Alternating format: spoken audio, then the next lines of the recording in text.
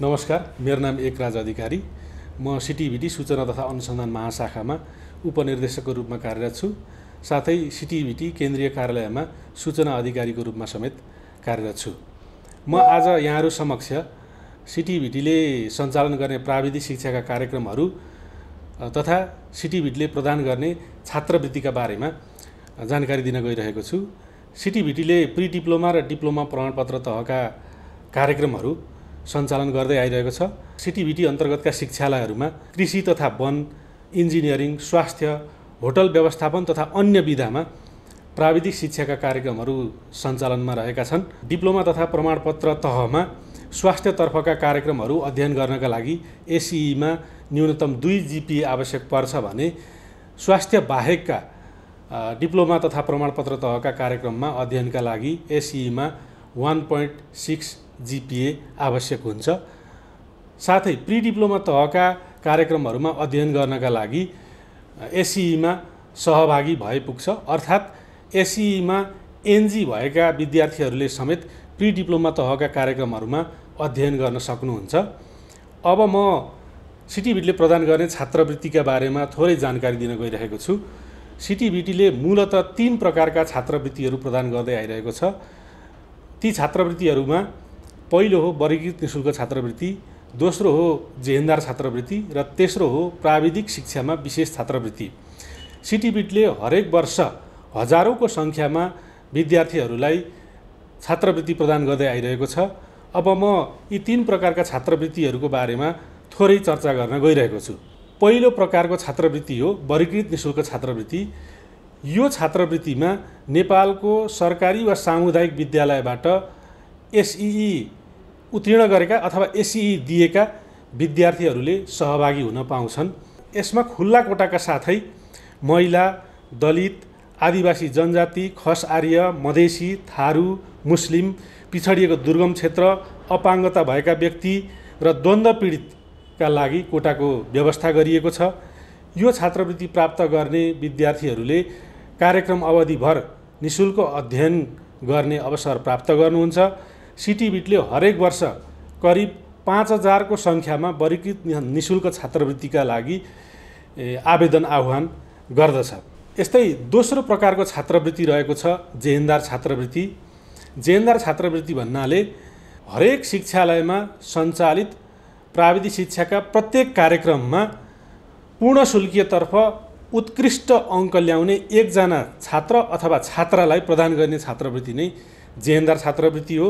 यो सबै शिक्षालयहरूमा सञ्चालित प्रत्येक कार्यक्रममा प्रदान गरिन्छ। यो एकजना विद्यार्थीले प्राप्त गर्छ र यो पूर्ण शुल्कीयतर्फ अध्ययन गर्ने विद्यार्थी जसले उच्चतम अङ्क प्राप्त गरेको छ उसले प्राप्त गर्दछ।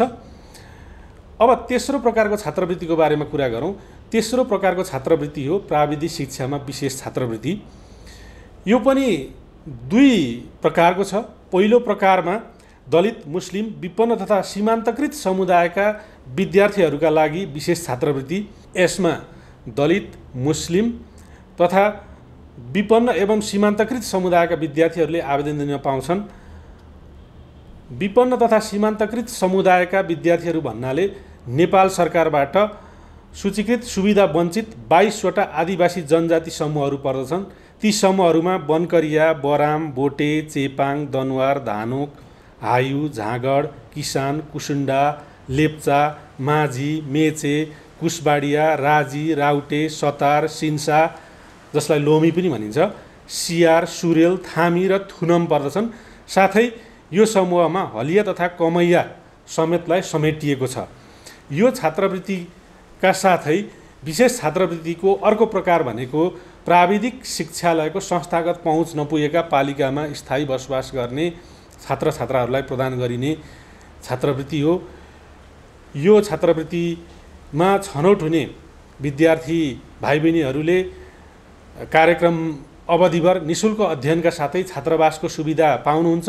यसका साथै उहाँहरूले निर्वाह भत्ता, यातायात खर्च, पोसाक भत्ताको सुविधा समेत पाउनुहुन्छ। यसरी सिटिभिटीले प्राविधिक शिक्षामा विशेष छात्रवृत्ति समेत प्रदान गर्दै आइरहेको छ। गत शैक्षिक सत्रमा सिटिभिटीले 480 जना विद्यार्थी भाइ बहिनीहरूलाई प्राविधिक शिक्षामा विशेष छात्रवृत्ति प्रदान गरेको थियो।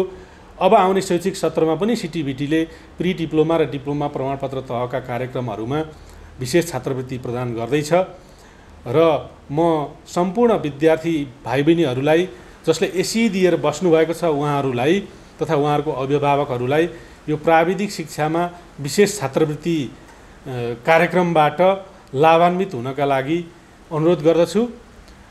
यसका लागि सिटिभिटीले एसीको नतिजा प्रकाशन भए पश्चात आवेदन आह्वान गर्छ र त्यो आवेदन आह्वान गर्दाखेरि त्यो छात्रवृत्तिका लागि आवश्यक पर्ने योग्यता, त्यसपछि त्यो छात्रवृत्तिमा आवेदन दिनका लागि आवश्यक पर्ने कागजातहरू सूचनामा प्रकाशन गरिएको हुन्छ। त्यस बखत प्रकाशन हुने सूचनालाई राम्रोसँग अध्ययन गर्न र छात्रवृत्ति आफूलाई उपयुक्त हुने, आफूलाई मिल्ने छात्रवृत्तिमा आवेदन दिनको लागि म अनुरोध गर्दछु र यो अवसरको उपयोग गर्नका लागि म सबै विद्यार्थी, एससी दिएर बस्नुभएको सबै विद्यार्थीहरूलाई अनुरोध गर्दछु। साथसाथै सिटिभिटीले प्रदान गर्ने छात्रवृत्तिका बारेमा बजारमा केही भ्रमहरू समेत सिर्जना गरेको समेत पाइएको छ। सिटिभिटीको छात्रवृत्ति प्राप्त गर्नका लागि भनसुन गर्नुपर्छ अथवा कसैको सोर्स फोर्स लगाउनुपर्छ भन्ने जस्ता भ्रमहरू समेत छरिएको पाइयो। यो कुरा सत्य होइन। सिटिभिटीले प्रदान गर्ने छात्रवृत्तिहरू निश्चित क्राइटेरियाका आधारमा प्रदान गरिन्छ। यसका लागि सिटिभिटीको परीक्षा नियन्त्रण कार्यालयको वेबसाइटमा भर्ना सम्बन्धी निर्देशिका छ। त्यसमा छात्रवृत्ति प्रदान गरिने क्राइटेरियाका बारेमा विस्तृतमा उल्लेख गरिएको छ। साथै एसीको नतिजा प्रकाशन भए पश्चात सिटिभिटीले भर्नाका लागि आवेदन आह्वान गर्छ। त्यस बखत नै छात्रवृत्तिका लागि समेत सूचना प्रकाशन गर्छ। उक्त सूचना राम्रोसँग अध्ययन गर्नुहुन र सूचनामा भनिए अनुसार आवेदन गर्नुहुन म सबै विद्यार्थी भाइ बहिनीहरूलाई अनुरोध गर्न चाहन्छु र अनावश्यक भ्रम अथवा हल्लाको पछाडि नपर्नुहुन समेत अनुरोध गर्दछु। र यो सिटिभिटीले सञ्चालन गर्ने प्राविधिक शिक्षाका बारेमा, त्यस्तै गरेर सिटिभिटीले प्रदान गर्ने छात्रवृत्तिका बारेमा यहाँहरूलाई थप बुझ्न मन लागेमा सिटिभिटीका शिक्षालयहरू छन्, देशैभर रहेका शिक्षालयहरू छन्। ती शिक्षालयहरूमा त्यस्तै गरेर 7 प्रदेशमा सिटिभिटीका प्रदेश कार्यालयहरू छन् र सिटिभिटीका अरू कार्यालयहरू जस्तै परीक्षा नियन्त्रण कार्यालय, केन्द्रीय कार्यालयमा समेत सम्पर्क गरेर यहाँहरूले जानकारी लिन सक्नुहुन्छ र प्राविधिक शिक्षाका कार्यक्रमहरू र विशेष गरी यो छात्रवृत्ति कार्यक्रमबाट लाभान्वित हुनका लागि म सबै विद्यार्थीहरूलाई अनुरोध गर्न चाहन्छु।